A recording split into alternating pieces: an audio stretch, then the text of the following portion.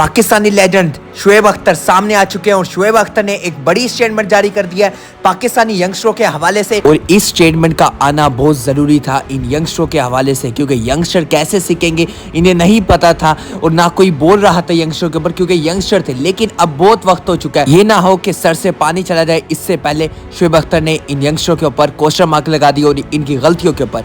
आप ये सुनिएगा ये स्टेटमेंट क्या है शोएब अख्तर ने, जो कि इन यंगस्टरों के हवाले से बोली और किन यंगस्टरों को पॉइंट आउट किया। आप ये बात को बड़े गौर से और तवज्जो से सुनिएगा ये स्टेटमेंट क्या है।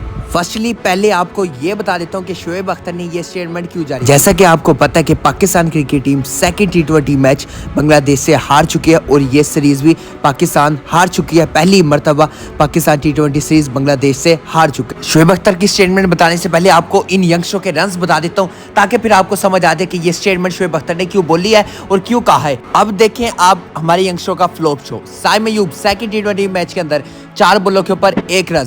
उसके बाद आप बात कर ले 1 डाउन के ऊपर मोहम्मद हारिस 0 रन के ऊपर आउट और हसन नवाज भी 0 रन के ऊपर आउट। मोहम्मद नवाज 0 रन के ऊपर आउट। कैप्टन सलमान अली आगा 23 बॉलों के ऊपर 9 रन की इनिंग खेलते हैं। अब मैं ले चलता हूं आपको शोएब अख्तर की स्टेटमेंट के ऊपर कि शोएब अख्तर ने इन यंगस्टरों के बारे में क्या कहा और इस कोलैप्स के बाद शोएब अख्तर कितने गुस्से के अंदर है। आप ये सुन ले। शोएब अख्तर कहते हैं कि Saim did not perform, Saim ने कोई परफॉर्मेंस नहीं करके दिखाई। अगले नंबर पे कहते हैं कि फखर जमान ने भी कोई परफॉर्मेंस नहीं करके दिखाई। और शोएब अख्तर बोलते हैं कि इस तरह की पिचेस के ऊपर और इस तरह किस्म की पिचेस के ऊपर जो जिस तरह का हमारे यंगस्टरों का स्टाइल है वो वर्क नहीं कर सकता और ये कामयाब नहीं हो सकते इन पिचेस के ऊपर। और फिर इसके बाद बोलते हैं शोएब अख्तर कहते हैं ये जो लड़के हैं ये पावर हिटर लड़के हैं। आप बात करें हसन नवाज की या फिर फखर जमान की बात करें या फिर साइम अयूब की बात करें या मोहम्मद हारिस की, ये पावर हिटर बैट्समैन है और इन्हें पावर हिटिंग के लिए यूज़ किया जाता है। लेकिन हमारे जो ये प्लेयर हैं वो रिलाई नहीं करते टाइमिंग के ऊपर कि हमने किस तरह की टाइमिंग करनी है,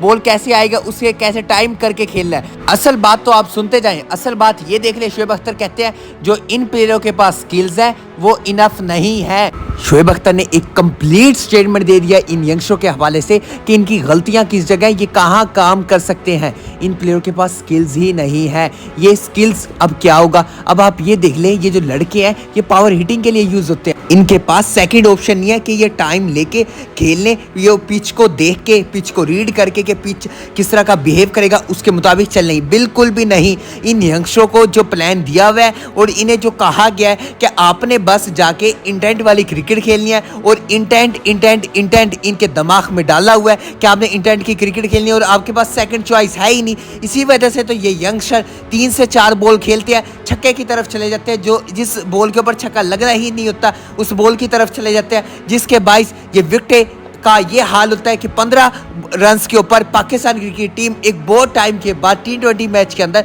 अपनी 5 विकेटें गिरा चुका होता है 15 रन के ऊपर। आप इमेजिन कर लें ये कोई आम बात नहीं। इन लड़कों को ऐड तो कर लिया टीम के अंदर, इन लड़कों को पावर हिटिंग के रोल के ऊपर टीम के अंदर ले आए। इन यंगस्टरों ने परफॉर्मेंस करके दिखाई पीएसएल के अंदर, लेकिन वो पीएसएल की परफॉर्मेंस इनफ नहीं है। ये टाइम लेके इन्हें समझाना था, इनके ऊपर 1 से 2 साल काम करना था।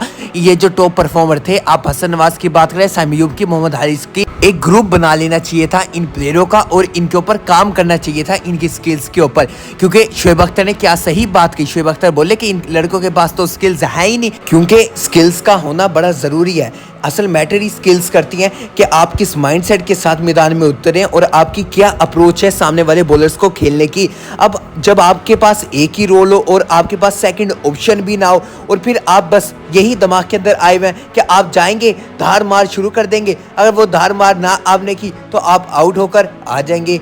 लेकिन पिच को रिस्पेक्ट देनी पड़ती है, पिच के अकॉर्डिंग खेलना पड़ता है, जिस तरह का पिच होता है उसके मुताबिक खेलना पड़ता है। अब आप ये देख लें कि हमारे लाहौर गिदाफी स्टेडियम की पिच को कंपैरिजन करें ढाका की तो ज़मीन आसमान का फ़र्क नज़र आता है। क्योंकि आप ये देख लें कि जो गिदाफी स्टेडियम लाहौर की पिच है वहाँ इन लड़कों ने रन्स किए हैं, बड़ी शानदार परफॉर्मेंसेस करके दिखाई हैं, इन्हीं लड़कों ने करके दिखाई हैं। क्योंकि गिदाफी स्टेडियम का पिच बिल्कुल फ्लैट पिच था। अब ढाका की पिच की बात करें तो ढाका का पिच बिल्कुल स्लो पिच है और इस पिच के ऊपर 150 रन एक बहुत बड़ा टोटल होता है। क्योंकि जिस तरह का ये पिच है यहाँ जितना मर्जी बड़ा बैट्समैन आ जाए वो इतनी अच्छी परफॉर्मेंस नहीं दिखा पाता, लेकिन जिनके पास स्किल्स हैं और जिनके पास टाइमिंग है वो इस पिच के ऊपर कामयाब हो सकते हैं। आप मिसाल ही ले लें बाबर आजम की। अगर बाबर आजम इस पिच के ऊपर हैं और बाबर आजम के लास्ट रिकॉर्ड उठा लें 2021 के अंदर, तो बाबर आजम किस तरह टाइमिंग के साथ खेलते हैं, क्योंकि इस पिच के ऊपर आप पावर हिटिंग करना कोई आसान काम नहीं होता।